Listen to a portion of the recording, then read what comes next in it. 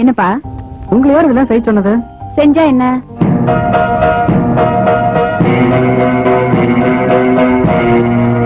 Hi friends, welcome to my perspective. இன்னைக்கு என்ன பார்க்க போறோம்னா விஜய். அதுக்கு முன்னாடி டிஸ்க்ளைமர், தளபதி கன்னிகள் மட்டும் இந்த வீடியோவை பார்க்கவும். வீடியோக்குள்ள போலாமா?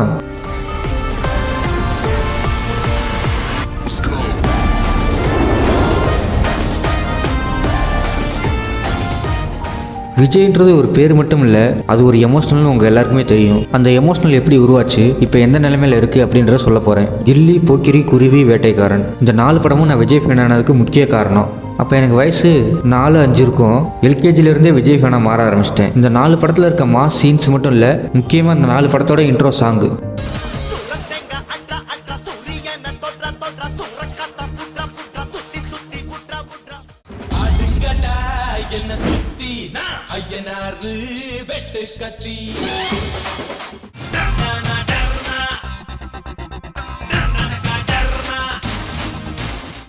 அடிச்சா தாங்க மாட்டேன், 4 மாசம் தூங்க மாட்டேன், மோதி பாரு வீடு போய் சேர மாட்டேன்.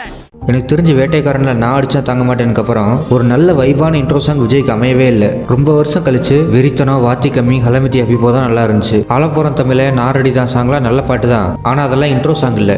வாரிசு, லியோ, கோட், ஜனநாயகன் வரைக்குமே அந்த பழைய வைப்பை தர முடியல. ஒரு வைப் இன்ட்ரோ சாங்னா எப்படி இருக்குன்னு அந்த 4 படத்தை பார்த்து தான் கற்றுக்கணும். முக்கியமாக குருவி. போக்கிரி பொங்கல் பாட்டோட எனக்கு டண்டா டண்டர்னா தான் ரொம்ப பிடிக்கும். பாட்டை கேட்டாலே டான்ஸ் ஆட ஆரம்பிச்சிருவேன், அப்படி ஒரு பாட்டு. ஓரம் பண்ண வராங்க பாரு.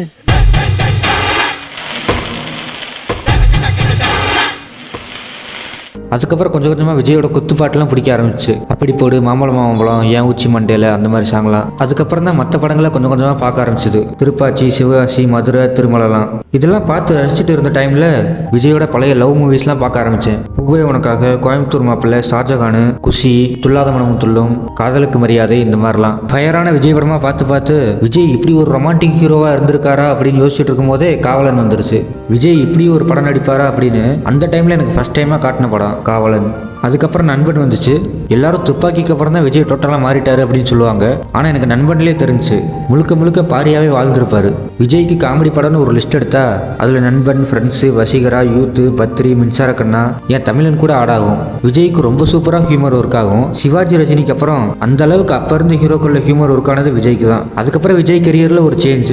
இதெல்லாம் பார்த்து தான் நான் விஜயோட ஃபேன் ஆனேன். அதுக்கப்புறம் வந்த படங்கள்லாம் நான் விஜயோட ஃபேன் ஆனதுக்கப்புறம் வந்த படங்கள். நெக்ஸ்ட் விஜய் பாடின பாட்டு. எனக்கு விவரம் தெரிஞ்சு வாங்கண்ணா வணக்கங்கண்ணா தான் விஜயே பாடியிருக்காரு அப்படின்னு எனக்கு தெரிய வந்துச்சு.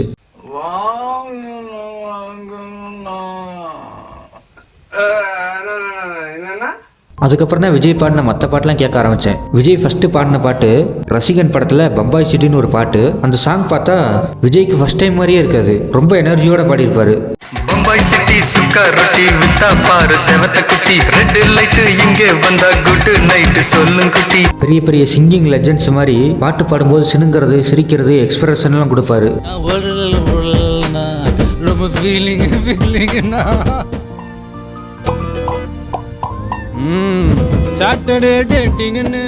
ப்ரொஃபஷனல் சிங்கர் மாதிரி விஜய் எல்லா ஜானர்லயுமே பாட்டு பாடியிருக்காரு. குத்து பாட்டு,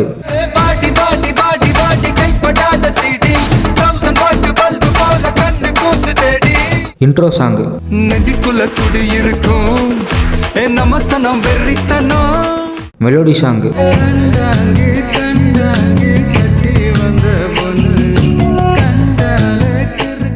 இங்கிலீஷ் சாங்,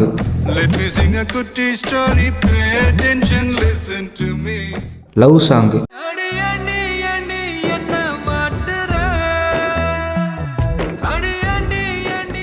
பெப்பி சாங்,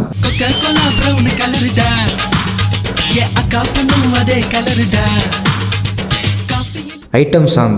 தங்க நேரத்துக்கு தான் தமிழ்நாட்டை எழுதி தரட்டுமா, உன் கண்ணு அழகுக்கு தான். ரொமான்டிக் சாங், ஒண்ணு கண்ணு கண்ணு செல்லா குட்டியே, என் காதல் துட்ட சேர்த்து வச்ச கல்லா பெட்டியே. ஃபோக் சாங், ஐயோ அலமேலு ஆவின் பசும் பாலு, தொட்டு புட்ட குட்டி புடும் தேலு. பப் சாங், கூகுள் கூகுள் பண்ணி பார்த்தேன் உலகத்தில் இவ போல இங்க இன்னொருத்தி பிறந்தது. லவ் ஃபெயிலியர் சாங்,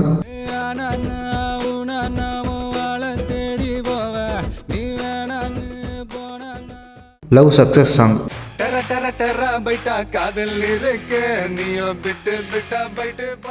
இன்னும் நிறைய இருக்கு. நெக்ஸ்ட் விஜயோட டான்ஸ். விஜய் வந்து ஆரம்பத்திலேயே பொம்பாய் சிட்டி சாங்லேயே சூப்பராக ஆடிப்பாரு.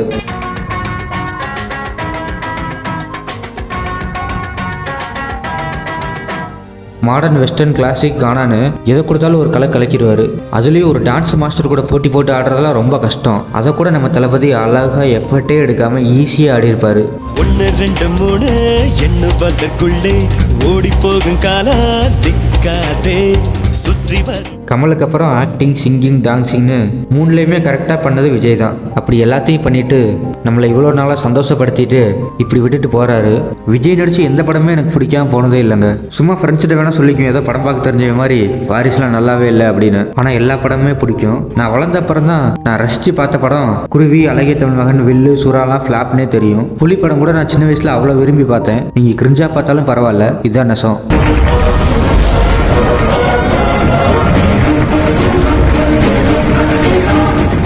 இப்படி எல்லாத்தையும் பண்ணிட்டு நம்மளுக்காக சினிமா கெரியரையே விட்டுட்டு போறாரு. விஜய் சிஎம் ஆகி 2-3 வருஷம் ஆன பிறகு கூட நாங்களாம் 96 படத்தில் வர்ற மாதிரி தான். அவர் எங்கே விட்டாரோ அங்கேயே தான் நிற்போம். ரொம்ப தூரம் போயிட்டியா ராம்? உன்னை எங்க விட்டணும் அங்கேயே தான் நிக்கிறேன். குடியிருக்கும் நானீராத என்ன இன்னும் என்னால் மாஸ்டரையே தாண்டி வர முடியல. இல்லை மாஸ்டர் வந்து 5 வருஷம் ஆச்சு அப்படின்னு எனக்கு நானே சொல்லி அக்செப்ட் பண்ணிக்கிறேன். விஜய் சினிமா விட்டுட்டு போகிறது விஜய் ஃபேன்ஸுக்கு வேணால் புரியும். ஜென்ரல் ஆடியன்ஸுக்கும் மற்ற ஃபேன்ஸுக்கும் எப்படி புரிய வைக்கிறதுன்னு தெரில. நாங்களாம் அந்த வீக்கெண்ட் ஆனால் ஜாலியாக இருப்போம். வீக் டேஸ்லேயே வீக்கெண்டுக்காக வெயிட் பண்ணிட்டு இருப்போம். அந்த கேஸு விஜய் படம் வர நேரம் ஜாலியாக இருப்போம். மற்ற நேரம் விஜய் படம் வர்றதுக்காக வெயிட் பண்ணிட்டு இருப்போம். First look, first poster, title, first single, trailer, movie அப்படின்னு போயிட்டே இருப்போம். அப்புறம் அடுத்த first single, first poster, title, first look, trailer, மூவின்னு போயிட்டே இருப்போம். அது இப்போ திடீர்னு ஸ்டாப் ஆகும்போது எங்களால் உடனே ஏற்றுக்க முடியல. அது இப்போ எப்படி சொல்கிறது, உங்களுக்கு எப்படி புரிய வைக்கிறது? இப்போ இதுக்கப்புறம் நைட்டு நிலாவே வராதுன்னா உங்களுக்கு எப்படி இருக்கும்? நட்சத்திரமே தெரியாதுன்னா எப்படி இருக்கும்? அந்த மாதிரி ஒரு ஃபீலிங். எங்களுக்குன்னு இருக்க ஹாப்பினஸே கொஞ்சம் தான். அப்பப்போ ஃப்ரெண்ட்ஸோட டைம் ஸ்பெண்ட் பண்ணுறது, என்னைக்காச்சும் ஒரு நாள் ஹோட்டலில் போய் பிரியாணி சாப்பிட்றது, கிரிக்கெட் விளையாட போகிறது, விஜய் படம் பார்க்குறது, இந்த மாதிரி. இப்போ இந்த ஹாப்பினஸில் ஒன்று குறையும் போது எங்களால் தாங்கிக்க முடியல. ஃபர்ஸ்ட் டே ஃபர்ஸ்ட் ஷோ பார்க்க போகிறேன், last first day first show. எத்தனை தடவை இந்த படத்தை தேட்டரில் பார்க்க போகிறேன்னு தெரில. பார்ப்போம். ஓகே ஃப்ரெண்ட்ஸ், அவ்வளோதான். சின்ன வயசுலேருந்து விஜய் எப்படி பார்த்து வளர்ந்தேன்னு எல்லாத்தையும் சொல்லி முடிச்சிட்டேன். இது உங்களோட கனெக்ட் ஆச்சுன்னா லைக் பண்ணுங்க. பார்ப்போம் எத்தனை பேர் என்னை மாதிரியே இருந்திருக்கீங்கன்னு. Okay, bye from my perspective admin.